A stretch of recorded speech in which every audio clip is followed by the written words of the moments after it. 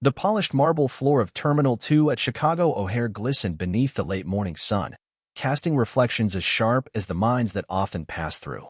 It was just past 8:40 a.m., and the hum of movement inside Horizon Air's first-class check-in area carried an easy rhythm, the roll of designer luggage, the occasional clack of heels, the soft murmur of ticket scanners, and then an interruption.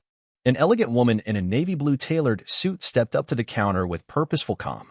Her name was Camille Avery. She was 42, black, composed, and unmistakably powerful in her silence.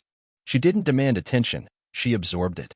Camille's blazer was clean-lined, her blouse crisp, her leather tote worn at the edges but dignified. The subtle gold of her wristwatch reflected her posture, not ostentatious, but exact.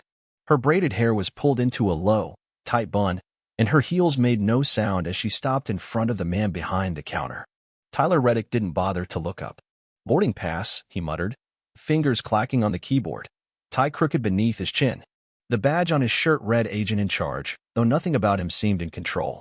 Camille slid the pass forward. "First class. Flight 214 to Seattle.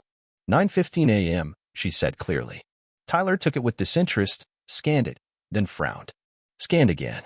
He exhaled dismissively. "You're not on the list." Camille didn't blink. "Check again." Tyler's smirk surfaced like a stain. He finally met her eyes, just for a flash, and looked away. "Maybe you meant economy. Line's over there." He gestured vaguely, already turning to the next passenger, a white man in khakis and a golf shirt. "Good morning, sir." Camille stood still. "I'm not moving. This is my ticket. First class. Paid. Confirmed." Her voice was steady, low, but it had the weight of something you didn't argue with unless you wanted to lose. Tyler hesitated, then jabbed at the keys more aggressively. The monitor blinked, hesitated, then spat out a red alert. "Ma'am, I'm telling you, you're not on this flight. Step aside or I call security." Behind her, the line shifted.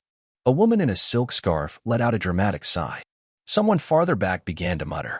Camille pulled out her phone, tapped a few times, and raised it for him to see. Her confirmation email glowed clearly on the screen.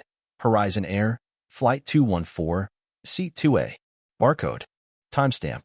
Name. Tyler barely looked at it. Fake or glitch or whatever. Doesn't match. He slid the phone back across the counter like it was a used napkin.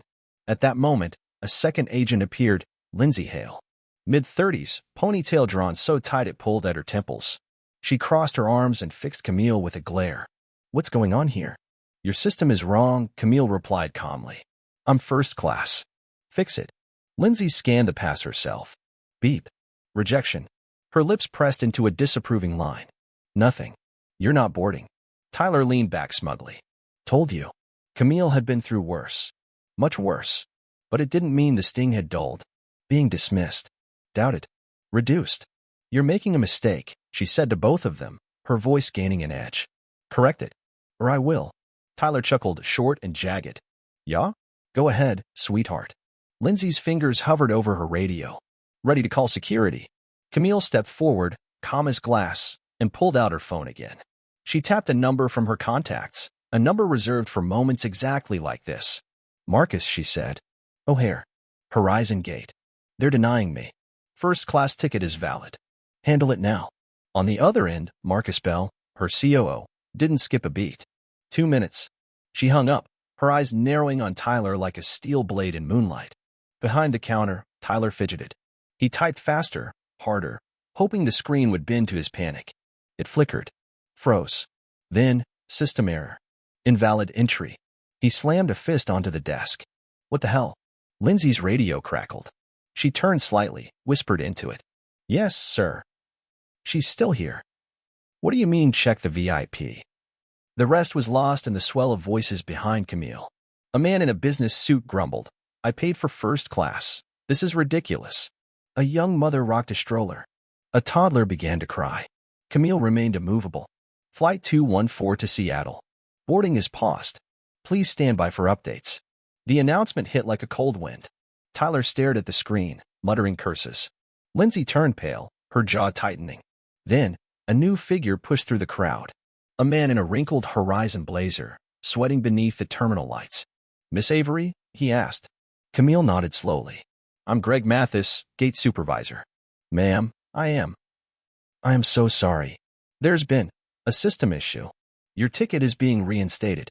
Please, we'll correct this now. Camille's expression didn't waver. What flagged me? Greg hesitated. The system marked it as. She cut him off. Why? I don't know yet, he admitted, hands wringing. Corporate is pulling the logs. Not good enough. She stepped closer. You don't get to tell me to wait while your staff looks at me like I don't belong. I want answers. Now. Silence blanketed the area. Even Tyler was speechless. His face flushed, suddenly very aware of the stares. Greg's radio buzzed again.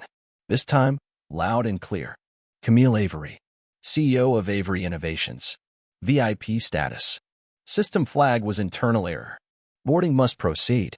Greg looked like he'd swallowed a brick. Miss Avery, you're... I know who I am, she said. The question is, why didn't your people bother to find out? Tyler shrank. Lindsay said nothing, her radio still pressed to her chest like a shield. They assumed, Camille continued. Who trained them to assume? Greg tried to answer, failed. She didn't wait. She grabbed her tote and walked toward the gate. Halfway there, she turned back. Those two, she said, pointing to Tyler and Lindsay. They don't touch another passenger until they understand what respect means. Retrain them. Greg's nod was immediate. Yes, ma'am. They're off duty. Effective now. Camille boarded without another word. Seat 2A was wide, quiet, and untouched. The flight attendant greeted her with reverence, her voice soft and careful. Camille didn't relax. She sat tall, stared out the window, and replayed every moment. Tyler's smirk. Lindsay's dismissal. The way the gate fell silent when the truth finally cracked through their assumptions. Marcus texted, You good? Her reply. Nailed it. By noon, the aftermath rippled outward. Tyler was yanked from the desk, his badge stripped off. He clocked out early, muttering about overreactions.